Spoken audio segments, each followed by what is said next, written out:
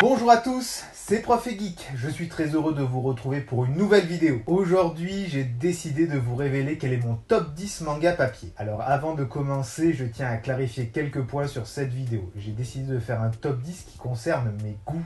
Donc pas la peine de m'incendier en me disant « Oh, t'as pas pu mettre ça, t'as mis ça ici, t'as pas mis celui-là ». Ce sont mes goûts, donc on se détend, ça va bien se passer. Chacun a le droit d'avoir des avis différents et des goûts différents. Dans mon top 10, je ne vais mettre que des mangas papier, donc je ne juge pas les animés. Dans ce classement, on ne retrouvera que des mangas que je possède dans ma bibliothèque. Pas forcément que j'ai lu. C'est pour ça, par exemple, que vous n'allez pas trouver Dragon Ball Z, que je n'ai même pas dans ma collection. D'ailleurs, il faudrait peut-être un jour que je remédie à ça si j'ai un peu de place qui se libère. Faire ce top 10 a été assez compliqué en regardant mon application Bubble pour voir un petit peu ma collection. Il s'est vraiment dégagé une trentaine de titres vraiment qui me tiennent à cœur. Donc les classer, ça a vraiment été difficile. Je tiens également à préciser que je n'ai pas classé certains grands noms du manga que je possède parce que soit je n'ai pas la collection complète, soit je n'ai pas lu jusqu'au bout, puisqu'il va y avoir quelques exceptions, je le dirais. Par exemple, il n'y a pas City Hunter parce que je n'avais lu que les 8 ou 10 premiers sur une collection qui en compte plus de 30.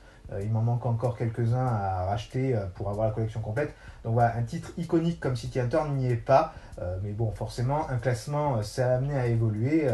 Il y a d'autres grandes œuvres qu'il faut que je découvre, et même des grandes œuvres assez modernes, puisque je n'ai jamais lu My Hero Academia, l'Attaque des Titans, ce genre de choses, parce que c'est vrai que je suis un peu déconnecté du manga depuis que je me suis lancé dans le comics, mais voilà, peut-être que ça viendra un jour. Dans la vidéo, on va partir de la 10e place et on va remonter vers mon manga préféré, le top 1, celui si ma maison brûle, c'est cette collection-là que je sauve. À la 10e place, j'ai mis Silent of Voice.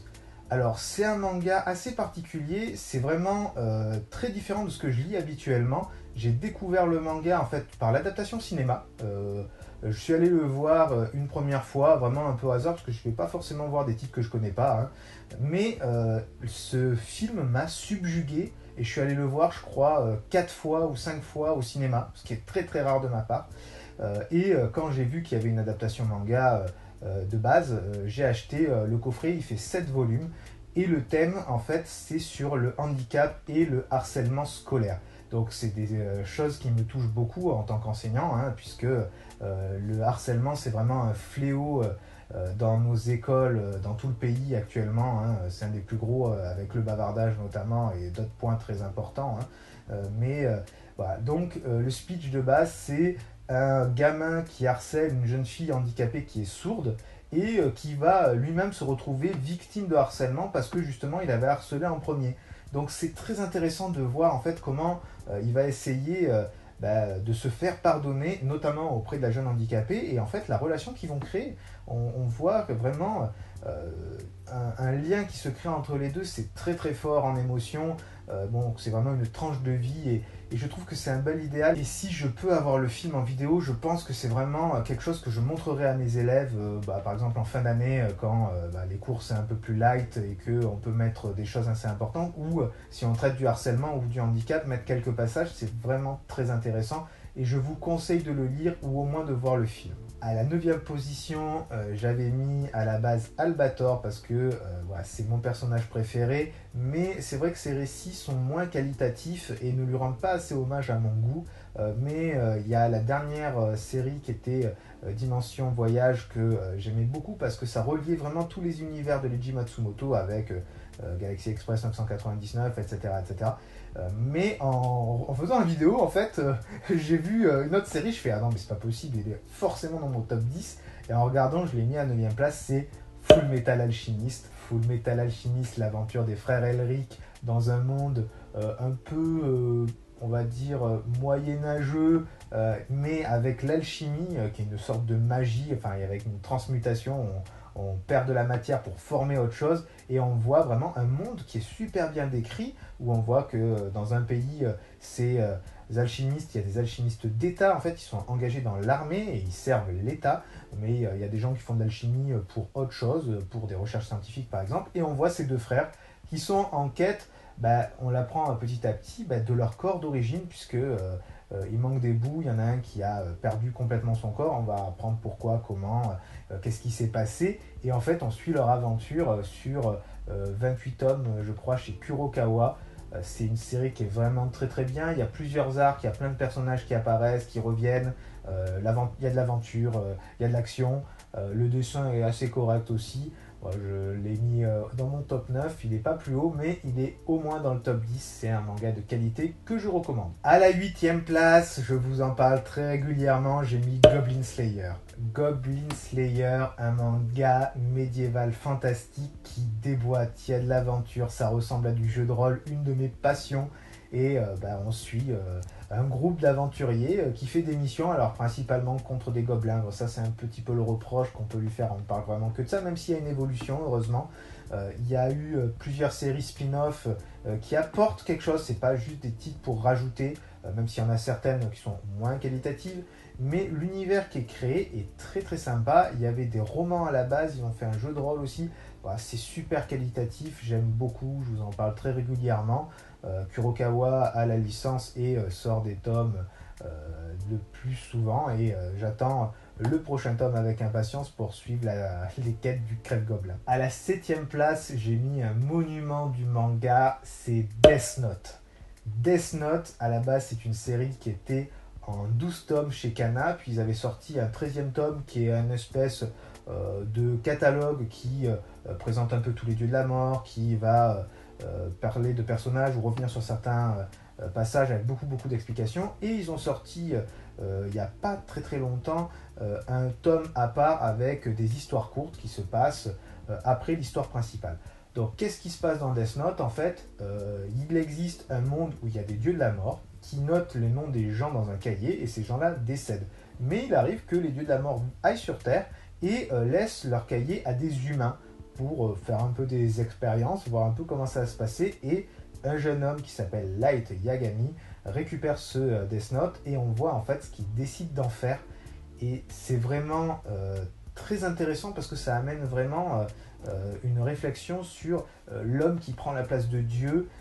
Qu'est-ce qu'on peut faire avec un tel pouvoir? Est-ce que certaines décisions qu'on pense bonnes ne fait pas de nous quelqu'un de mauvais? Voilà, il y a une réflexion de dingue. C'est Oba et Obata qui ont créé ces œuvres. La seule chose qu'on peut leur reprocher, c'est qu'il y a beaucoup d'explications dans toute leur série, mais pas que dans Death Note. Vraiment, il y a de la lecture, hein. Tu passes pas 15 minutes pour lire tout le manga, il te faut plus de temps. Bon, moi je lis un peu lentement, mais voilà, c'est qualitatif au niveau des dessins. Alors c'est un style très particulier, hein, mais on s'y fait très vite et c'est vraiment très bien. On voit, il y a des rebondissements, il y a plusieurs dieux de la mort, il y a plusieurs héros méchants. Voilà, je peux pas trop en parler parce que sinon on va vite rentrer dans le spoil. Il y a eu des adaptations en cinéma, avec un film qui était pas très qualitatif, faut le dire. Il y a le dessin animé qui rend bien hommage au manga. Je ne sais pas s'il va y avoir d'autres chapitres qui sortiront dans l'avenir, mais si c'est le cas, je les prendrai. C'est vraiment un manga qui a révolutionné son temps. Il y a par exemple une édition Black Edition avec du relié cartonné tout noir, avec une écriture un peu argentée qui ressort. Je crois d'ailleurs que la Mi-1G la collectionne. C'est vraiment, ça a révolutionné le manga quand c'est sorti. C'est un des piliers du manga moderne à mes yeux, je pense. C'est qualitatif, mais ce n'est que 7ème. À la 6ème place, alors je sais ça va faire débat avec Death Note qui est 7ème, mais moi j'ai mis les Chevaliers du Zodiaque Saint Seiya à la 6ème place. Alors pourquoi les Chevaliers du Zodiaque aussi haut? Tout simplement parce que en fait j'ai grandi avec le dessin animé, hein, faut pas se leurrer. C'est un manga qui nous a fortement marqué quand on était jeune dans les années 90. Parce que il y a de l'aventure, tu vois l'abnégation, tu vois des jeunes gens de notre âge, ils ont 14 ans en fait, faut se rendre compte, c'est des gamins de 14 ans qui cassent des montagnes quoi, et qui se déplacent à vitesse du son, pour les plus mauvais en fait. Les meilleurs c'est à vitesse de la lumière, c'est juste dingue. Et en fait voilà, le côté armure, je me suis entraîné pendant des années pour obtenir une armure, et en plus les armures sont évolutives tout au long du manga, il y a plusieurs designs qu'on aime plus ou moins, mais voilà, c'est super intéressant. Il y a eu vraiment avec le dessin animé, pareil, une grosse explosion. Il y avait aussi des figurines, c'était dingue, juste dingue. Il y a eu des jeux vidéo aussi, bon, des jeux plus ou moins qualitatifs, c'était souvent des jeux de combat, bon, moi c'est pas mon truc, mais voilà, c'est quelque chose de très très bien. Il y a plein de spin-offs qui sont sortis avec par exemple Saint Seiya Show, Next Dimension, Lost Canvas Chronicle. Bon bref, je vous en ai déjà parlé. Pour tout avoir, c'est compliqué. Au niveau dessin, voilà, il y en a des plus jolis que d'autres, mais pour moi, ça a sa place voilà, dans mon top 10 et j'aime beaucoup cette série. C'est un des rares mangas d'ailleurs que j'ai lu peut-être au moins une dizaine de fois en fait, parce que tu prends un tome, ça va vite et en fait tu fais ah bah tiens j'ai envie de lire cet arc et tu te relis l'arc. Les arcs font 7, 8 tomes, donc ça va très très vite en fait. Tu vois des combats, tu vois des armures d'or, des armures de bronze, c'est génial, moi j'aime bien. C'est à la 6ème place. À la 5ème place, j'ai décidé de mettre Naruto.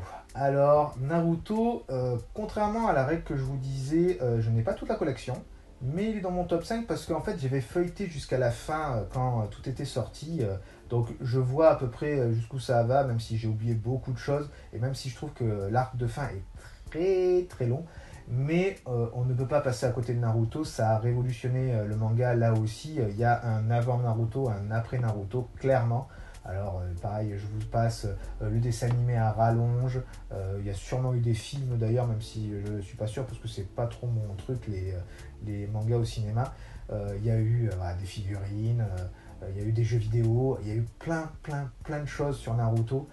Donc Naruto, qu'est-ce que c'est? C'est l'histoire d'un petit village qui s'appelle Konoha où en fait il y a des ninjas dedans. Donc ça se passe plutôt à une époque on va dire médiévale japonaise, hein, clairement. Mais en fait il y a plein de villages qui ont leur force et dans le village de Konoha il y a Naruto, le fameux Naruto, qui est en fait le raté. C'est complètement le type qui est nul en tout et qui est rejeté par tout le village. Tu sais pas trop au début pourquoi, même si tu l'apprends très rapidement. Et en fait lui il veut devenir alors moi je vais dire Hokage, je sais qu'on dit Hokage, voilà, mais moi j'aime pas ce terme, je dis Hokage, donc c'est-à-dire chef du village, mais tout le monde lui dit mais tu n'as pas le talent, tu n'y arriveras pas. Et en fait on voit son évolution, comment il s'entraîne, voilà, il y a de l'abnégation, il y a de l'émotion, il y a des rivalités, il y a du combat là aussi. Naruto, c'est un classique à ne pas manquer. Je pense que si vous regardez cette vidéo et que vous êtes d'une génération plus jeune que moi, vous avez forcément vu ou lu du Naruto.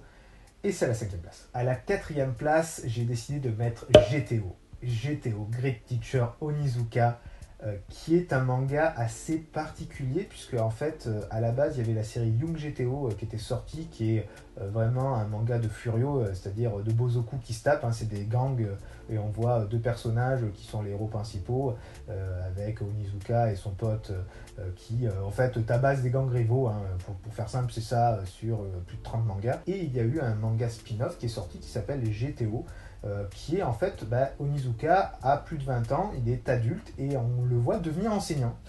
Mais il n'est pas adapté au monde des enseignants classiques, il n'a pas été formaté par l'université des formations et se former auprès de jeunes et devenir un jeune enseignant, etc. Lui, en fait, il débarque.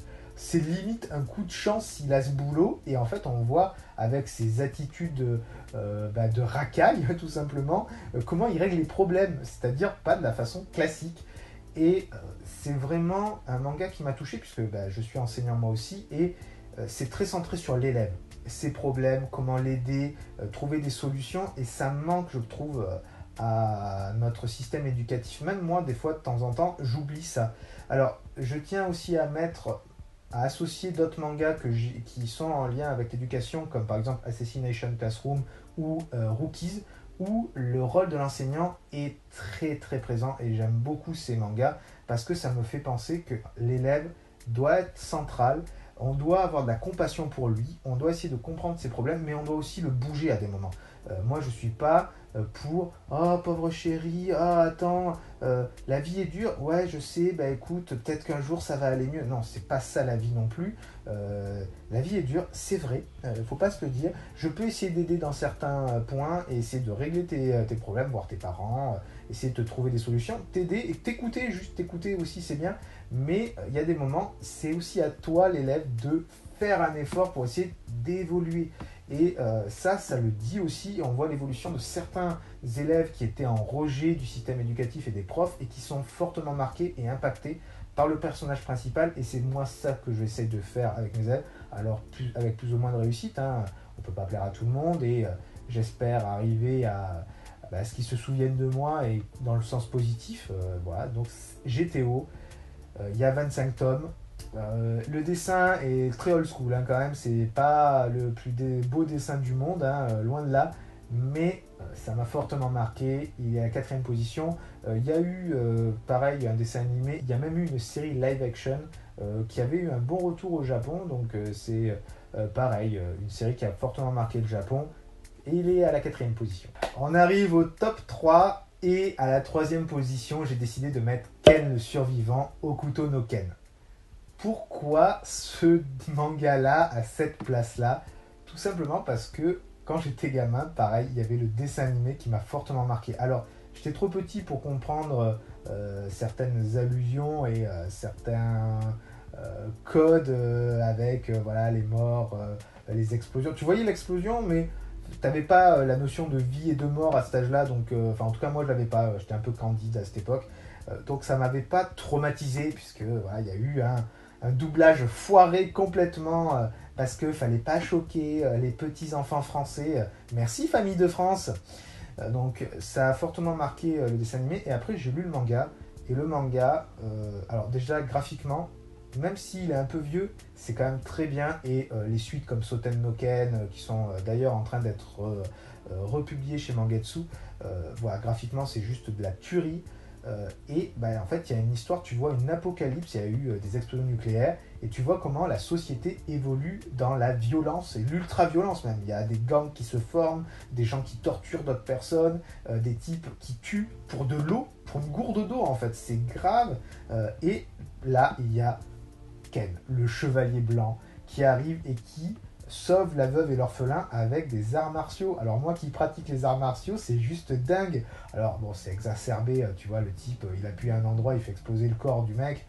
Ça va trop loin, mais voilà, il y a un côté, c'est peut-être d'ailleurs le point de départ de ma fascination pour les arts martiaux qui m'a mené ensuite vers les films d'action avec Bruce Lee, Jackie Chan, Jet Li et tout ce que vous voulez, et qui m'a amené vers la pratique du kung-fu bien des années après et qui fait partie de mon quotidien aujourd'hui et qui me passionne toujours.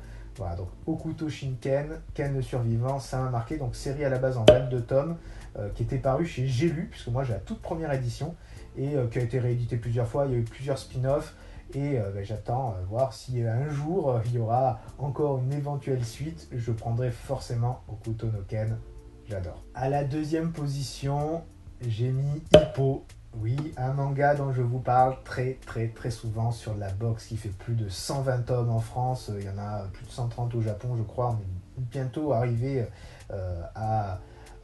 au tome actuel au Japon, même si la série n'est toujours pas finie. Donc voilà, 120 tomes, c'est un truc de dingue. L'auteur Morikawa a juste créé un univers gigantesque en fait, même si l'action est toujours centrée au même endroit, les personnages n'ont pas changé, il y a une liste de persos avec les principaux, les secondaires, etc. Mais il n'y a pas un éventail fou. Et en fait, c'est toujours centré au même endroit. Même il n'y a pas de combat à l'étranger. Tout se passe toujours au Japon, au même endroit.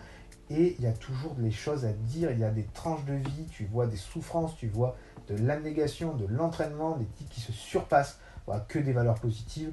L'histoire est bien dans tous les sens entre Hippo qui est justement un élève harcelé à la base qui se met à la boxe pour apprendre à se défendre et qui va gagner en maturité, en expérience, en respect. Même des gens qui le harcelaient deviennent en fait ses premiers supporters. Voilà, c'est vraiment des valeurs positives là aussi et c'est un manga indescriptible pour ceux qui n'ont pas feuilleté ou qui n'ont pas vu le dessin animé. Alors j'ai pas vu le dessin animé mais il paraît qu'il est très qualitatif, même si au niveau du dessin des visages, j'ai un peu de mal, notamment avec les nez que je trouve un peu pointus dans des peu d'extraits que j'ai vus. Mais voilà, ça a fortement marqué et voilà, il est à ma deuxième position. C'est un manga que je recommande. Je sais que c'est compliqué maintenant de se lancer dans 120 tomes. Moi, j'ai de la chance d'avoir pris le train en marche et même s'il y a eu une pause, d'avoir pu rattraper mon retard. Aujourd'hui, dès qu'un tome sort, je l'achète, j'arrête tout et je le lis.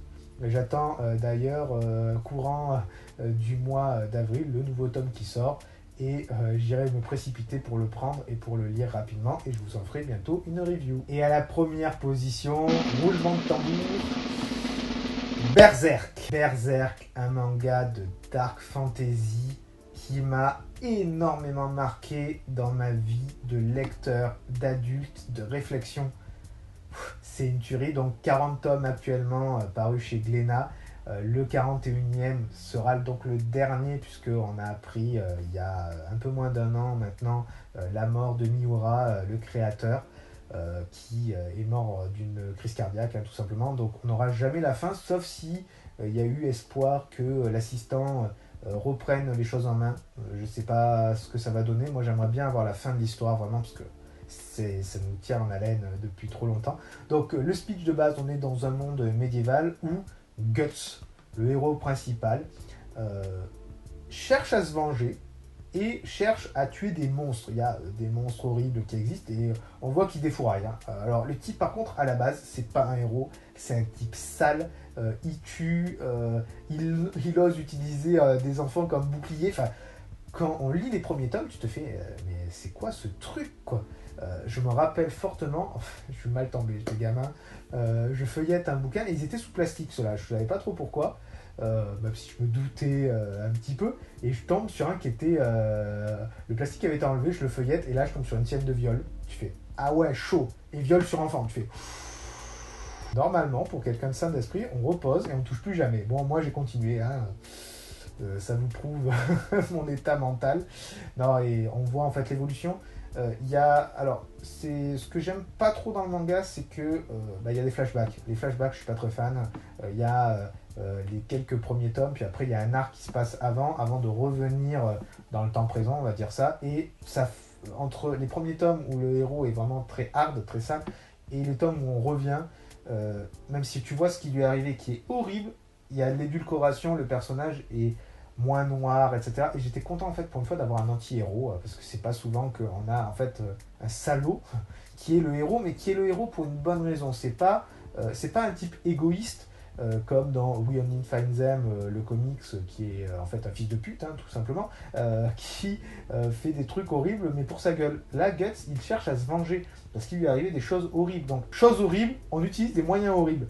Ça peut se justifier, et en fait, on voit la limite de ça, et on voit la rédemption, la recherche d'autrui, la camaraderie, voilà, des valeurs positives qui arrivent petit à petit, même s'il y a toujours des combats, des choses très très dures, un monde ultra violent. Donc il y a eu plusieurs séries animées. Il n'y a jamais eu de live action sur Berserk et j'aimerais bien qu'il y en ait une. Ça serait juste fantastique. Il y a même eu des jeux vidéo sur Play 2, je crois, si je dis pas de bêtises, ou Play 3, que je n'ai jamais fait.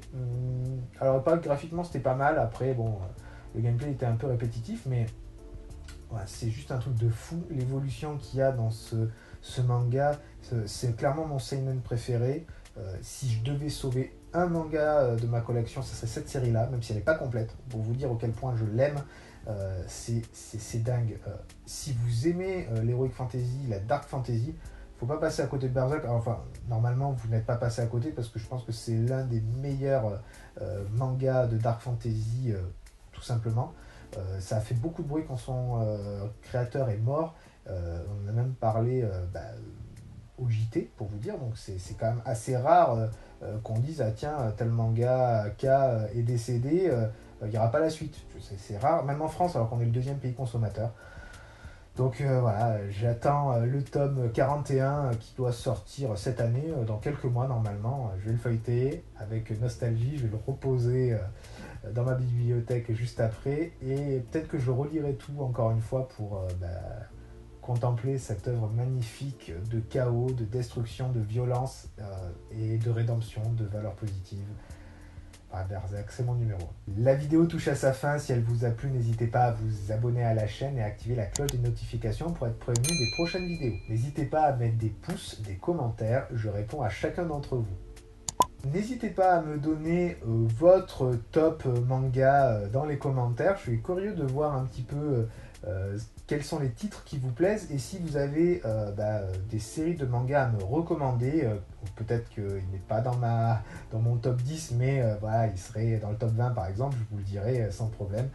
N'hésitez pas à me donner votre avis sur les mangas actuels, parce que c'est vrai que j'ai un peu décroché. Je sais que par exemple, il y a l'Attaque des Titans, Jujutsu Kaisen aussi, qui a beaucoup de fans en France. Je m'y mettrai peut-être un jour. My Hero Academia aussi. Par exemple, My Hero Academia, il est dans ma wishlist sur Bubble. Peut-être qu'un jour je me lancerai, mais il y a beaucoup de tomes. On verra. One Punch Man aussi, j'aimerais bien feuilleter un petit peu et peut-être le collectionner. On verra ça. Voilà, donc n'hésitez pas, je réponds avec vous. C'est toujours sympa quand on arrive à échanger sur nos passions communes. C'était Prof et Geek, je suis très content d'avoir fait un petit bout de chemin dans ce multivers de la pop culture. On se retrouve très bientôt pour une prochaine vidéo. Ciao ciao!